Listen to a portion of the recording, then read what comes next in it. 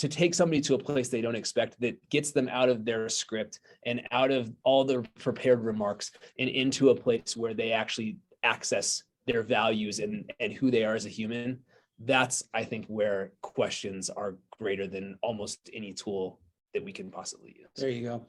Why is a question so powerful? Like, why are we asking questions? Like, this is weird for me to even ask this question, but like, as I got into interviewing in Clubhouse, which I never wanted to be a host, it just fell into my lap one day. If you guys ever heard that story, that was the room I met you in, Tom, where I basically showed up one day and I was in another club and I said, I got, a few hours to kick. Let's see what happens. And it just turned into this amazing room of 500 people, several celebrities. And it just went on for 84 days. I had no idea they were going to do that straight, 24 hours a day, 7 days a week. And I became this host. I didn't really want this to happen. So I started asking more questions about what is it with this question thing? Like, why is asking a question so important?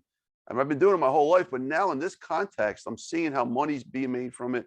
Careers and paths in this field are being paved by the question. The interview, the Clubhouse hosting, like all this comes down to a question. So why is a question so powerful?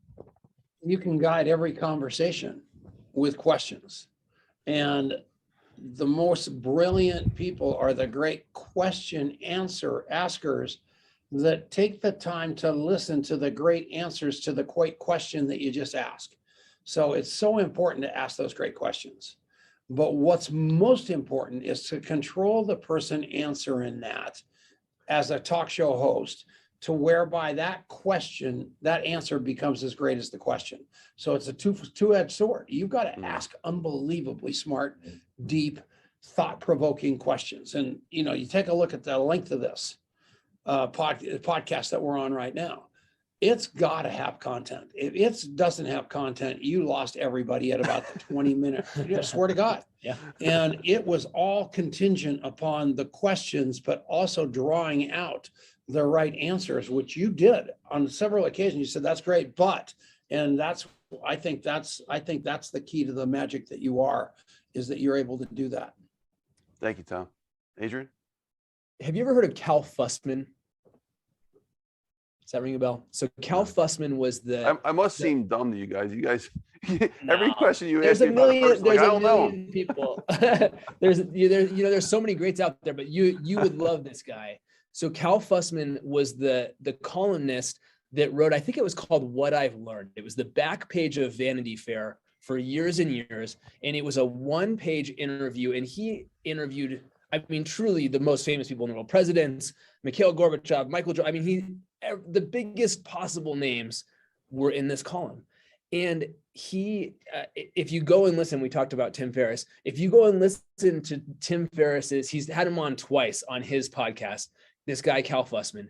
He is just the most delightful guy. And he talks about this question that you just asked, which is a fantastic question. And one of the things he said that just has stuck with me completely is he said, he's telling this story about Mikhail Gorbachev, and he, very stern, like very difficult to know man. Not many people really feel as though they have any understanding of him, especially, in the Western hemisphere. And he said, I sat down and I got him to go into his memory, and I got him to a place where he accessed a part of himself that he wasn't expecting to go into that part of himself. And his entire countenance just changed in a moment.